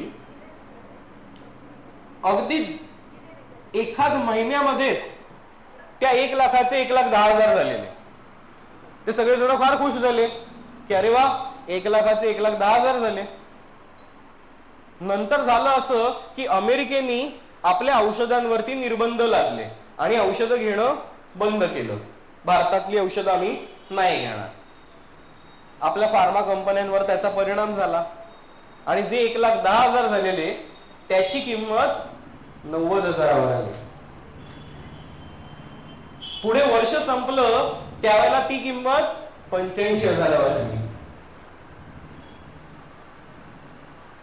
आता जर कोणी धीर सोडला असता आणि म्हणाले असते की अरे माझ्या 1 लाखाचे 85,000 झाले, मी एफडी करून जरी ठेवले असते तरी 60% मिळाले असते, मला 1 लाखाचे 7,000 तरी मी घेतले असते. हे काय 1 लाखाचे 85,000? म्हणून जर कोणी बाहेर गेलं असतं तर त्यांनी 15,000चं नुकसान केलं असतं. पुढे अजून 6 महिने गेले, त्या 85,000चे 90,000 झाले, पुढे 95,000 झाले, परत काही निर्बंध उठत नव्हता, ते 80,000 झाले. असं करत करत कुठे 17-18 महिने झाले आणि अचानक एक दिवस आपल्या देशामध्ये लॉकडाऊनची परिस्थिती निर्माण झाली. आठवतंय तो काळ? लॉकडाऊनचा काळ निर्माण झाला आणि कारण नसताना देखील आपल्यातले बरेच जण सी विटॅमिन, मल्टीविटॅमिन हे धूमधडाक्यात. आज कोणी सी विटॅमिन असंच खाताय का रोज उठून? मल्टीविटॅमिनच्या त्या कॅप्सूल पण त्या काळात खाल्लेले गेले. लक्षात घ्या, भारतामध्येच इतक्या लोकांनी जर अशा सी विटॅमिन, मल्टीविटॅमिन आणि अशा गोळ्या खाल्ल्या असतील तर एक्सपोनेन्शियल ग्रोथ आली. अमेरिकेला देखील बल्क मध्ये औषध सप्लाय करणारा भारत हा एकमेव देश आहे, इतक्या मोठ्या प्रमाणात मॅन्युफॅक्चर करून देऊ शकतो. त्यामुळे भारतावरचे निर्बंध देखील मागे घेतले. पुन्हा सगळे आणि हॉस्पिटल बेड ची परिस्थिती वेगळी सांगायलाच नको. डायग्नोस्टिक सेंटर वाल्यांचा भाव अजून वेगळा. हे जे 80,000वरती आले होते 1 लाख, ते 2 वर्ष संपत नाही तोपर्यंत झालेले 2.25 लाख. आता ज्यांनी घाबरून 1 लाखाचे 85,000वरती घाबरून गुंतवणूक काढून घेतली असती, त्यांनाही 2.25 लाख दिसले असते का? आणि आज 5 वर्ष या गोष्टीला होत असताना याच 1 लाखाची किंमत झालेली आहे 3.5 लाख. ज्यांनी ज्ञानपूर्णपणे जर निर्णय घेतला असता आणि 5 वर्ष थांबले असते, तर त्या ज्ञानाने आणि त्या संयमाने त्यांच्या 1 लाखाचे देखील 3.5 लाख झाले असते. पण या मधल्या काळात मोह आणि भीती या भावनेला जर आपण बळी पडलो आणि निर्णय आपले बदलले, तर आपल्याच 1 लाखाचे 85,000 घेऊन आपण बाहेर पडतो. त्यामुळे लक्षात घ्या, हा जो शेअर बाजार किंवा म्युच्युअल फंड आणि त्याच्यातनं दिलेले रिटर्न्स, ह्याची जी काही गणितं आपण ऐकतो किंवा बातम्या आपल्यापर्यंत पोहोचतात ना, गंमत अशी आहे की ह्यात गुंतवणुका करणाऱ्या 80% लोकांना हे रिटर्न्स काही मिळतच नाही. का बरं? कारण ते आपले निर्णय हे आपल्या भावनेने घेत असतात. शेअर बाजार वाढला की त्यांना वाटतं आणखीन वाढणार, म्हणून गुंतवणुका वाढवतात. आणि शेअर बाजार पडला, भाव पडत असेल सगळ्याचा, तर मला तुम्ही सांगा, तुम्ही सगळ्याजणी उद्योगिनी आहात, हा, कच्चा माल जर तुम्हाला स्वस्तात मिळत असेल तर तुम्ही घाबरून घेणं थांबवता की अधिक घेऊन साठा कराल? हो की नाही? हा आपल्या उद्योगामध्ये आपल्याला माहिती आहे. मग ज्या वेळेला 1 लाखाची गुंतवणूक त्या हेल्थकेअर फंडाची 85,000च्या पातळीवर आली असेल, त्यावेळेला ती विकून मोकळं होणं किंवा घाबरून त्याला हात पण न लावणं आणि त्यापासून लांब राहणं, हा शहाणपणाचा, ज्ञानाचा निर्णय आहे की भीतीचा निर्णय आहे? पण जर कांदे स्वस्त होणार असतील आणि तुमचं फूड बिझनेस आहे, तर कांदे स्टोअर करून घेणं हा शहाणपणाचा, ज्ञानाचा निर्णय. तिथे आपण स्टोअर करताना घाबरू का? पेट्रोल स्वस्त होणार आहे असं जर घडणार असेल तर आपण घाबरतो का? नाही. कपडे स्वस्त झाले, जी साडी तुम्हाला हवी होती त्या दुकानदारांनी आता 40% सेल, 5,000ची गोष्ट तुम्हाला 3,000तच मिळते. भीती वाटेल का? कारण का आता या गोष्टीचं आपल्याला ज्ञान आहे. पण शेअर बाजार किंवा गुंतवणुका याबद्दल ज्याला आपल्याला ज्ञान नसतं, त्याला शहाणपणा हे सांगतो की ज्यांच्याकडे हे ज्ञान आहे त्यांच्या सल्ल्याने ह्या जर गुंतवणुका केल्या तर आपण त्या 20% लोकांमध्ये होतो की ज्यांना या सगळ्या वाढीचा फायदा ऍक्च्युअली त्यांच्या स्टेटमेंटवरती दिसून येतो. मला जर ज्ञान नसेल आणि मी किती प्रयत्न केल्या पोळ्या बनवायचा, तर मला बनवता येतील का? म्हणजे किती वेळ जाईल, त्या वेळेचं महत्व जाईल, सगळं जाईल. मग त्यावेळेला मी आज घरी एकटाच आहे, मी कुठून तरी पोळ्या आणल्या, तर हा शहाणपणाचा निर्णय ठरेल की नाही स्वतः करण्याचा प्रयत्न करण्याबाबत? मग आपण इन्व्हेस्टमेंट किंवा गुंतवणूक हा देखील स्वतःच करण्याचा प्रकार आहे असं समजून डू इट युअर सेल्फ या लाटेमध्ये जर स्वार होत असू, तर आपण शेअर बाजार म्हणजेच लक्ष्मी देवतेचं प्रतीक येते त्याला कमी लेखतोय नाही का?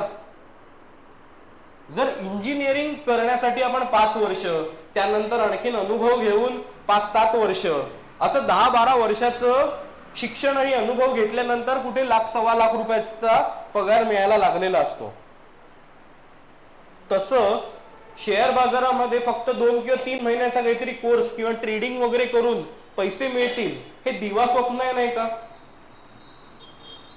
मग ते दिवा स्वप्न आपल्याला कोणीतरी दाखवत असेल आणि असे कोर्सेस आपण करत असू की 2-3 तास मी ट्रेडिंग करेन आणि रोज पैसे कमवेन, तर हा शहाणपणा ठरेल की हा मोहाचा निर्णय ठरेल? तर या गोष्टी लक्षात घ्या आणि शेवटचे 2च मुद्दे मांडायचे. किती वेळ राहिला आपल्याकडे? 5 मिनिटं घेऊ, चालेल? सो अत्यंत महत्वाचा मुद्दा म्हणजे SIP. हे नाव ऐकलंय का तुम्ही? SIP, systematic investment plan. So या सिस्टमॅटिक इन्व्हेस्टमेंट प्लॅन प्रमाणे दर महिन्याला अगदी 500 रुपये, 1000 रुपये, 2000, 5000 जी काही रक्कम तुम्हाला योग्य वाटेल ती जर आपण दर महिन्याला रिकरिंग डिपॉझिट कसं असतं तसंच म्युच्युअल फंडातल्या रिकरिंग डिपॉझिटला SIP म्हणतात. या SIP पद्धतीने जर आपण गुंतवणूक केली तर आश्चर्यकारक गोष्ट आहे, 5000 रुपयाची रक्कम देखील दर महिन्याला जात असेल 5 वर्ष तर आपल्याकडे 5 लाख रुपये जमा झालेले असतात. म्हणजे यात तुम्ही विचार केलात तर तुमची रक्कम गुंतवली गेली असेल 3च लाखाची, पण त्यावरचा रिटर्न ऑन इन्व्हेस्टमेंट 5 वर्ष स्थिर जर आपण चांगल्या प्रकारे नियोजन करून घेऊन निर्णय घेतला असेल, त्यामध्ये वेळोवेळी काही बदल करायचे असतील, ते आर्थिक सल्लागाराच्या मदतीने केलेले असतील तर त्या 3 लाखाच्या गुंतवणुकीचे देखील 5 लाख होतात. आणि गंमत अशी आहे की यामधली वाढ ही साधारणपणे 14 ते 15% राहिली आहे.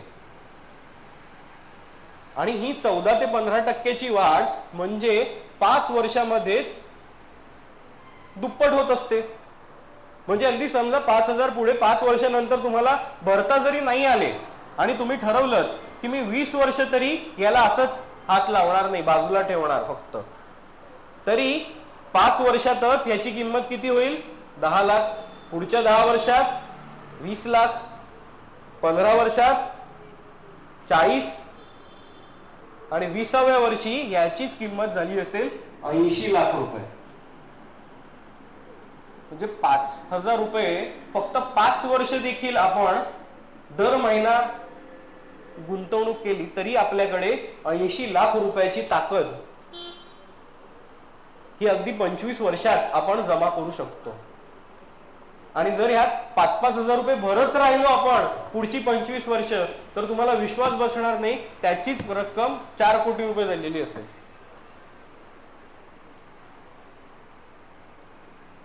ही इतकी मोठी ताकद याला म्हटलं जातं चक्रवाढ वेग. आपण शाळेत असताना शिकलेलो असतो ना, साधं व्याज, सरळ व्याज आणि चक्रवाढ व्याज. चक्रवाढ वेगामध्ये काय होत असतं, व्याजावर देखील व्याज कॅल्क्युलेट होतं. 5 लाखाची दुप्पट ज्याला होते त्याला 10 लाख, पण त्याची दुप्पट होताना परत 5 लाखाचे 10 लाख नाही होत, 10 लाखाचे 20 लाख होतात, 20 लाखाचे 40 लाख होतात. सरळ व्याजाप्रमाणे काय होतं, 5 लाखाचेच फक्त दुप्पट होते. म्हणून हा वेग त्यात निर्माण होतो.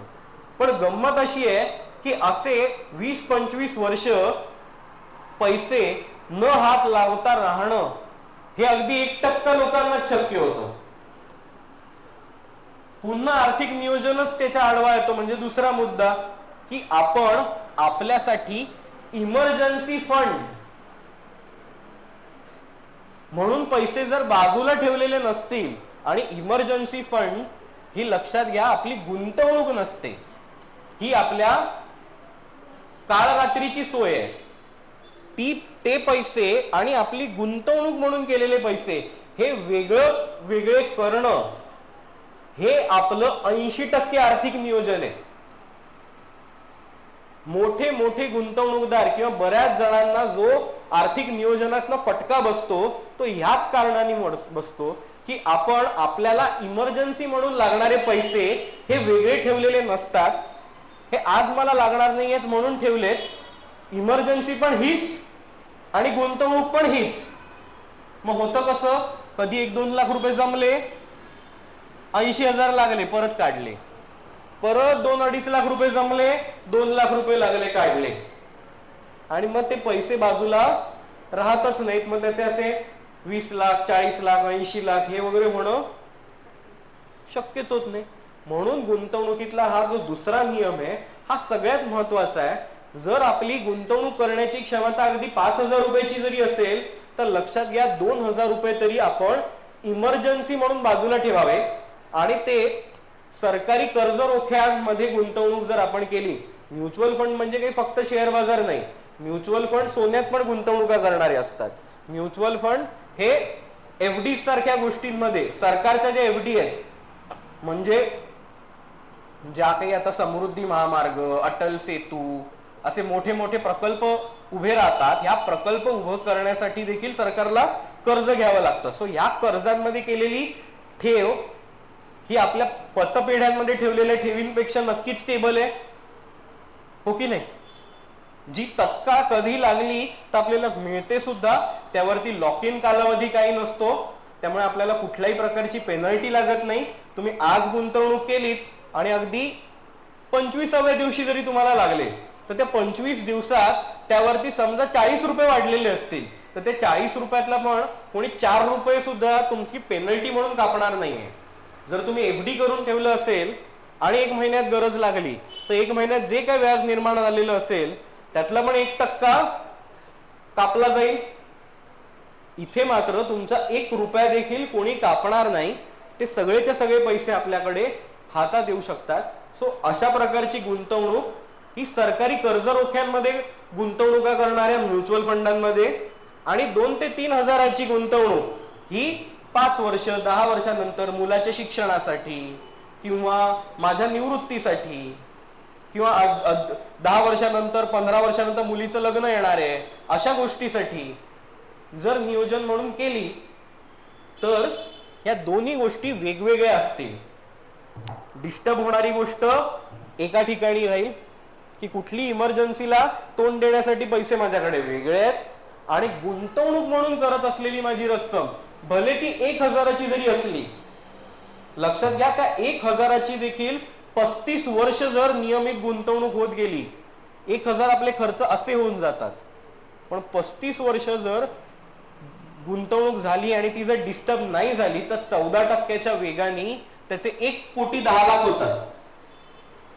म्हणजे अगदी 1000 रुपयाची का होईना, जर गुंतवणूक तुमची डिस्टर्ब होत नसेल, त्यातला चक्रवाढ वेग हा अफेक्ट होत नसेल, तर तुमच्या आजच्या 1,000 रुपयाची किंमत देखील 35 वर्षानंतर 1 कोटी रुपये करण्याची ताकद आहे. पण हे कधी होईल, जर आपण इमर्जन्सी फंड ठेवला बाजूला तर आणि तरच. आणि या सगळ्यासाठी म्हणून आपल्यासोबत एक आर्थिक नियोजनकार असणं, कारण का आता याबाबतलं ज्ञान आपल्याला काही उपजत नाहीये. सो त्याबद्दलचं ज्ञान मिळवत राहून जर आपण गुंतवणुका केल्या तर या अत्यंत स्टेबल राहतील. आणि लक्षात घ्या, प्रत्येक उद्योग जो यशस्वी होतो त्याच्या मागे आर्थिक नियोजनाची शिस्त जेवढी भक्कम असेल तितक्याच चांगल्या प्रकारे हा उद्योग भक्कमपणे वाढतो, मोठा होतो.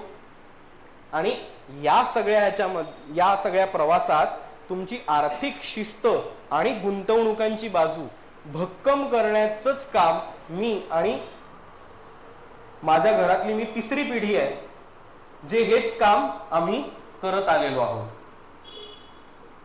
ज्यांनी आर्थिक नियोजन म्हणजे शेअर बाजार म्हणजे त्याज्य गोष्ट अशा व्यवस्थेमध्ये ज्याला आपला विचार होतो, त्यावेळेला माझे आजोबा शेअर बाजारामध्ये गुंतवणुका करत होते.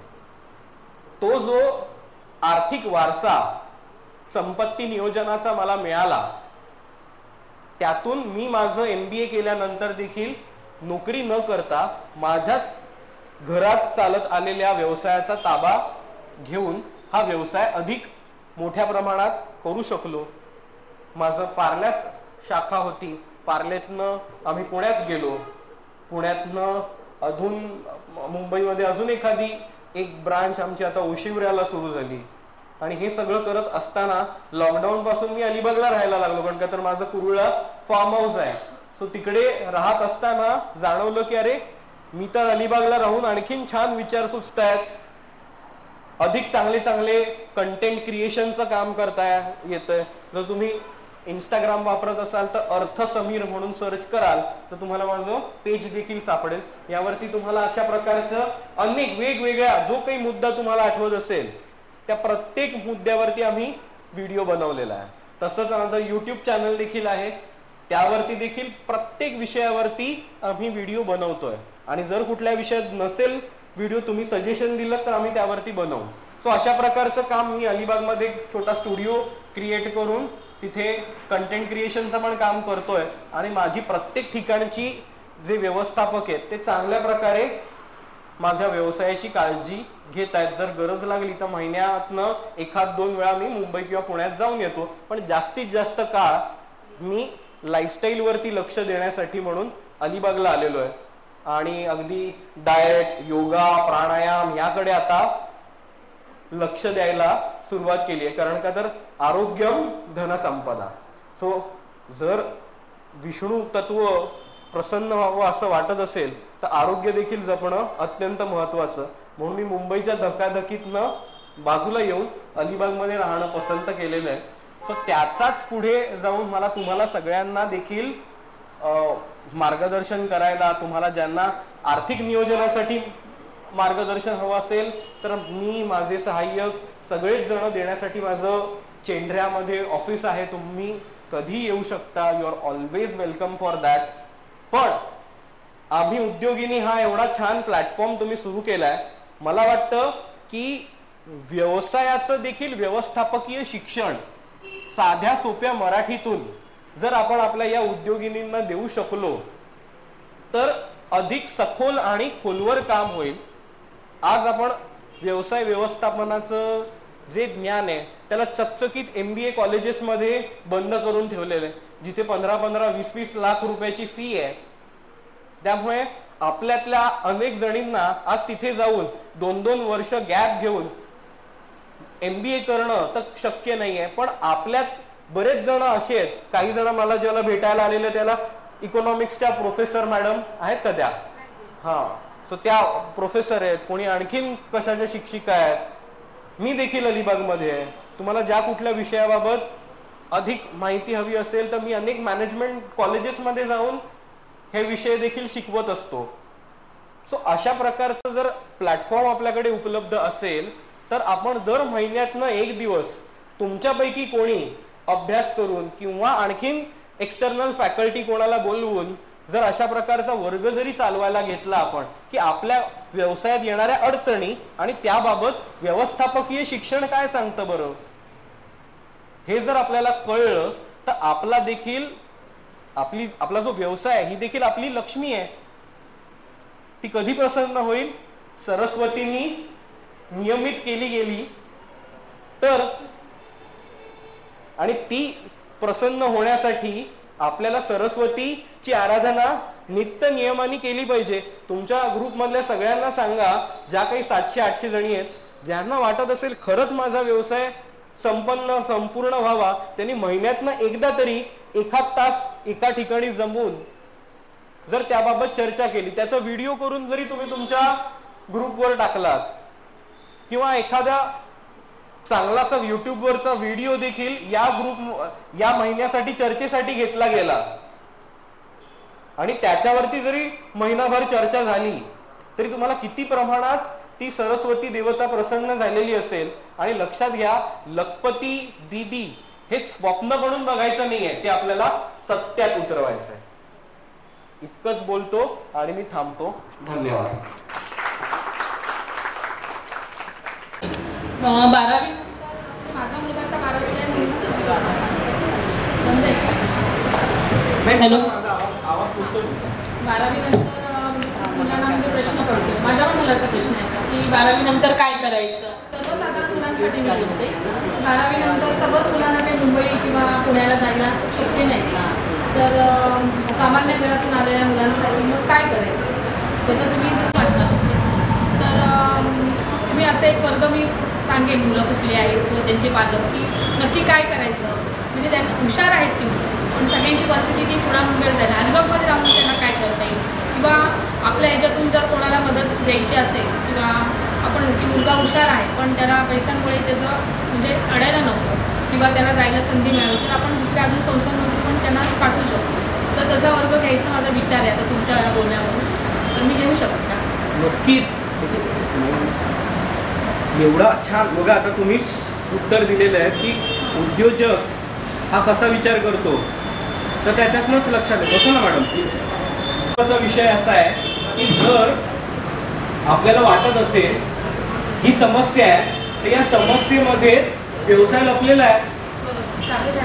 भले तुम्ही पण मोफत जर एखादी गोष्ट ठेवली गेली असेल तर त्याचं महत्त्व राहत नाही. भले आपण त्याला 100 रुपये फी ठेवा आणि नंतर जितकी मुलं अटेंड करून देतील त्यांना त्यात 100 रुपयाची एखादी भेटवस्तू देऊन परत पाठवूया. पण अशा प्रकारचं जर ज्यांना खरंच महत्त्व वाटतंय ती सगळेजण जमतील आणि तुम्हाला त्याबाबत जे काही सहकार्य करावं लागेल आम्ही नक्की करू आणि नक्की हा विषय तुम्ही पुढे घेऊन जा. अनेक गोष्टी करता येतील. मला असं वाटतं की प्रत्येकीच्या डोक्यात काहीतरी विचारचक्र फिरायला लागलेलं आहे. नक्कीच तुम्ही घरी जाऊन याचा चांगला विचार कराल अशी आम्ही आशा करतो. आणि आता आपण काय करूयात, आज आपण इतकं छान वॉकेथॉन साडी वॉकेथॉन घेतलं आणि त्यानंतर आपण आर्थिक विचार हे वाण स्वरूपात दिलं. तर ह्या वॉकेथॉनमध्ये ज्या महिलांनी सगळ्याच महिलांनी उत्स्फूर्त प्रतिसाद दिला, सगळ्यात छान नटलेल्या, पण त्यातील पण काही निवडक आहेत की त्यांना आपण एक छोटंसं बक्षीस देऊन सन्मानित करूया. तर सर्वप्रथम मी बोलवते की अमृता गोंदकर हिला, तर तिने व्यासपीठावर यावं. तर ते अमृताला त्यांनी सन्मानित करावं.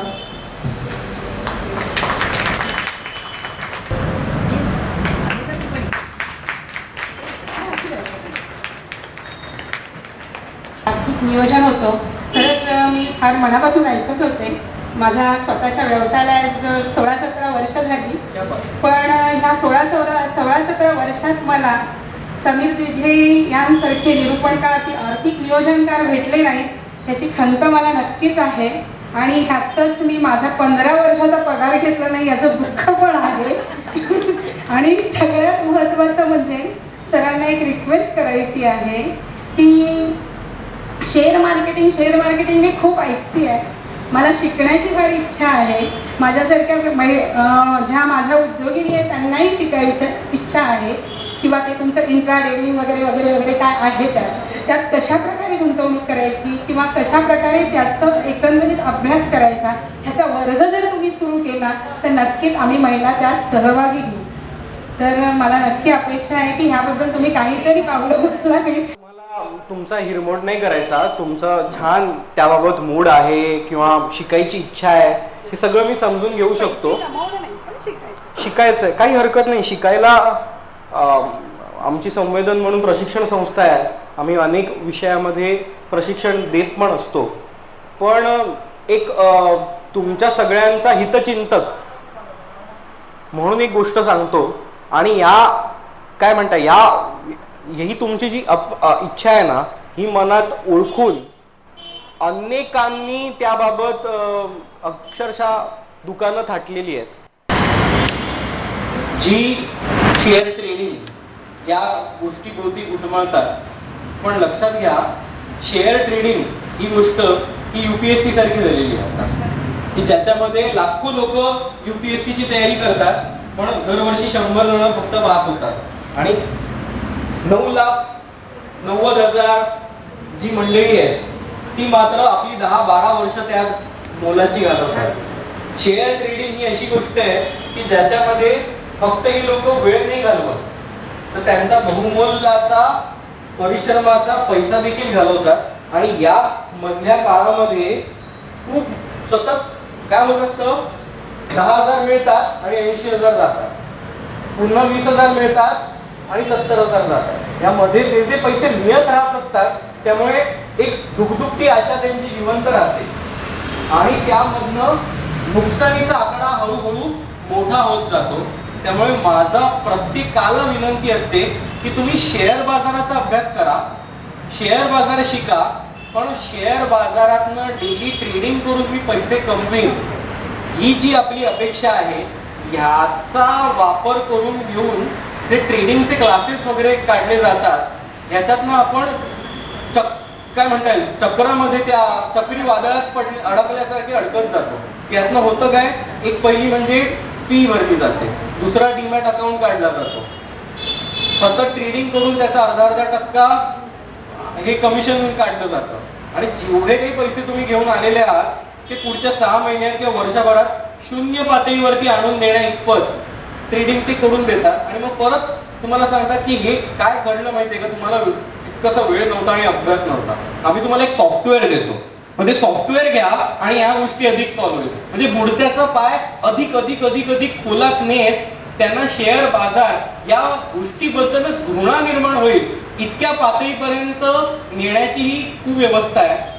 आणि माझं शिक्षण मानसशास्त्रात झालेलं आहे म्हणून आणखीन एक गोष्ट सांगतोय की शेअर ट्रेडिंग हे पॅथॉलॉजिकल गॅम्बलिंग या क्लिनिकल डिसऑर्डर पर्यंत पोहोचलंय.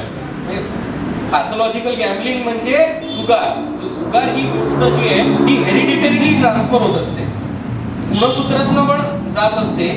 तर ह्या गुणसूत्र ज्यांच्यामध्ये आहेत, आपल्याला वाटतं की माझा मुलगा इंजिनियर झालाय किंवा माझे मिस्टर तो डॉक्टर आहे आणि ते ट्रेडिंग वगैरे करतायत, but actually the fact is ते पॅथॉलॉजिकल गॅम्बलर झालेले आहेत. आणि त्यातल्या बऱ्याच जणांना आमच्या I am closely working with doctor Rajendra Barve sir. तुम्ही माझी प्रोफाईल बघाल तर तुम्हाला जाणवेल की आम्ही डॉक्टर बर्वे सरांबरोबर खूप खोलवर काम करतोय. बर्वे सरांकडे हे पॅथॉलॉजिकल गॅम्बलिंग वरती गोळ्या औषधं घेऊन अनेक उच्च विद्या विभूषित लोक ट्रीटमेंट घेतात आणि हे ग्रहण आपल्या देशातल्या सगळ्यात बुद्धिमान बनवणाऱ्या इंजिनियर्स किंवा डॉक्टर्स किंवा जे सगळ्यात सुव्यवस्थित आहेत अशाच लोकांच्या बुद्धिमत्तेला ही गोष्ट खुणावत असते. आणि ह्या ट्रेडिंगच्या सायकल बद्दल 1 मिनिटात तुम्हाला आणखीन थोडी माहिती देऊन ठेवतो की ही गोष्ट विन विनची नाही. म्हणजे जर समजा तुमचा व्यवसाय कुठला आहे मॅडम? साडीचा व्यवसाय. माझ्या बायकोचा जर वाढदिवस असेल आणि मी तुमच्याकडनं एखादी साडी विकत घेतली आणि त्या साडीतनं 3000 तुम्हाला 500-700 रुपये फायदा झाला, तर तुम्हाला 500-700 रुपये मिळाले. मी बायकोला ती साडी दिली, ती देखील माझ्यावर खुश झाली, दोघही जण विन विन सिच्युएशन मध्ये होत. हा व्यवसाय वाढू शकतो, नक्कीच वाढू शकतो. पण ज्या वेळेला विन लूज गेम असतो की ज्याला फक्त तुम्हाला पैसे मिळणार आहेत, मी घरी जाऊन बघतो तर ती साडी फाटकी आहे, मग अशी साडी मी बायकोला दिल्यावरती ती पण चिडणार आहे, मी परत येणार आहे तुमच्याकडे. हा विन लूज गेम होता, तुम्ही जिंकलात मी हरलो. सो विन लूज गेम चालतो का? विन विन गेम नेहमी चालतो. आणि शेअर ट्रेडिंग हा विन विन गेम नाही. ज्या वेळेला तुम्हाला कोणी म्हणत असेल मला आज 5000 फायदा झाला शेअर ट्रेडिंग करून, त्यावेळेला कोणाचे तरी 5000चं नुकसान झालेलं असतं. ते 5000 रुपये तुमच्याकडे आलेले असतात. आणि ज्या वेळेला तुमचं नुकसान झालेलं असतं त्याला कोणीतरी खुश होऊन आनंदात उड्या मारत असतो की मला आज पैसे मिळाले. So this is a win loose game. So तो लॉंग टर्म मध्ये मोठा होणारा नसतो. आणि ह्या अज्ञानाचा वापर तुमचा करून घेण्यासाठी Barclays, JP Morgan, Morgan Stanley, bank of America, आता ह्या ज्या वित्तीय संस्थांची मी नावं घेतोय ना, या वित्तीय संस्था किती मोठ्या असतील? SBI आपली भारताची सगळ्यात मोठी बँक आहे असं आपण मानत असू, तर लक्षात घ्या ह्या ज्या मी वित्तीय संस्थांचं नाव घेतलं ना, या वित्तीय संस्था SBI पेक्षा 12, 18 पट मोठ्या आहेत. यू कॅन इमॅजिन या किती मोठ्या आर्थिक ताकद असलेल्या जायंट संस्था आहेत. आता ह्यांनी देखील शेअर ट्रेडिंग करण्यासाठी लोकांना नियुक्त केलेले आहे आणि ते ऍक्च्युली या क्षेत्रातले एकदम खली आहेत. आणि तुमच्या घरात किंवा तुम्ही जे काही 2-3 महिन्याचे कोर्स करून शिकलेले आहात, तुम्ही कोणीतरी काल कुस्तीच्या आखाड्यात प्रॅक्टिसला उतरलाय आणि त्याच्या समोर अंडरटेकर किंवा असा मोठा कुठला तरी पैलवान आहे, हा जो लढा आहे ह्याच्यामध्ये आपण जिंकण्याची शक्यता फक्त शाहरुख खानच्या चित्रपटात होऊ शकते, वास्तवात होणं शक्य आहे का? सो हे इथे काय होतं, इथे किमान कुस्ती असेल तर समोर खेळतंय कोण आपल्याशी हे तरी कळतं. या स्क्रीनच्या पल्ल्यात आपल्याला कोण खेळवतंय हेच कळत नाही. आणि actually it is game played by Barclays, bank of America, JP Morgan, आणि हे तुम्हाला थोडा थोडा सुरुवातीला जिंकू देतात, मग तुम्ही आणखीन पैसे लावायला लागतात. आणि यातनं पैसे जे जायला लागतात, माणूस प्रचंड प्रकारे त्या गर्तेत अडकत जातो, चालू असलेलं काम पण डिस्टर्ब होतं. त्यापेक्षा माझं सगळ्यांना विनंती आहे की तुम्ही तुमची कंपनी किंवा तुमचा जो व्यवसाय आहे त्या व्यवसायाचा अधिक खोलात अभ्यास करूया आणि तोच व्यवसाय त्या व्यवसायामध्ये भागभांडवल मोठं करण्यासाठी म्हणून वापरण्यासाठी शेअर बाजार जाणं आणि त्यातनं भांडवल मोठं करणं ही मोठी स्टेज आहे. ही स्टेज पर्यंत आपला कधी जाता येईल ज्यावेळेला आपल्या व्यवसायामध्ये भरभक्कम ताकद निर्माण झालेली असेल. तुमच्या साडीच्या व्यवसायाच्या 10 शाखा झाल्यात आणि तुम्हाला 100 शाखांपर्यंत पोहोचायचं आहे. त्यासाठी तुम्हाला 10 कोटीचं भांडवल हवंय. 1 कोटीच तुम्हाला लोन मधनं मिळेल, 9 कोटी अजून उभे करायचे. मग आपण काय म्हणू की माझे आज 100% माझा व्यवसाय आहे. समीर दिघे तुम्ही 10% स्टेक घेता का? तुम्ही जर 10% स्टेक घेतला तर मी आज 100% या कंपनीची मालकीण आहे, 10%चे तुम्ही व्हा आणि माझा हा व्यवसाय आज 100 कोटीचा आहे. 10% तुम्ही घेतले 10 कोटी देऊन, हा माझा व्यवसाय 1000 कोटीचा झाला तर तुमचं देखील 10 कोटीचे 100 कोटी मी करून देईन. तो पॉझिटिव्ह वे ऑफ शेअर बाजार आहे. त्याचा अभ्यास करूया, व्यवसाय मोठा करूया. या सगळ्या प्रवासातला जो शेअर बाजार आहे हा पॉझिटिव्ह आहे. पण ट्रेडिंग, ऑप्शन, फ्युचर्स ह्या असे शब्द जे आपल्याला कळत नाहीत हे आपल्याला अनेक जण प्रौढी असल्यासारखे मिरवतात. त्यांना उद्यापासून माझे व्हिडिओ पाठवा. हा देखील व्हिडिओ शूट केलेला आहे, त्याची लिंक पण तुम्हाला पाठवतो, ग्रुपवर ठेवा. जो कोणी तुम्हाला इन्फिरियर फिलिंग देईल ना की अरे तू शेअर ट्रेडिंग नाही करत, तुला काही येतच नाही या जगातलं, असं दाखवून इन्फिरियर फिलिंग घेणं बंद करा. ज्ञानपूर्ण पद्धतीने शेअर बाजाराला सामोरे जाण्यासाठी मी तुमच्या प्रत्येकीच्या बरोबर उभा आहे.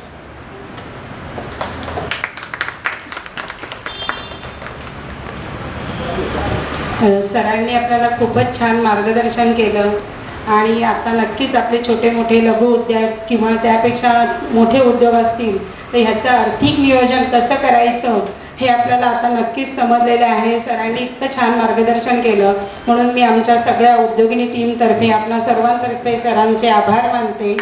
आणि आर्थिक नियोजन मार्गदर्शन हा कार्यक्रम आपला इथे संपला असं जाहीर करते. पण आपला पुढील कार्यक्रम हळदी कुंकू आणि वाहन घेणे आहे. तो सर्व महिलांनी हळदी कुंकू आणि वाहन घेतल्याशिवाय जायचं नाही आहे. धन्यवाद.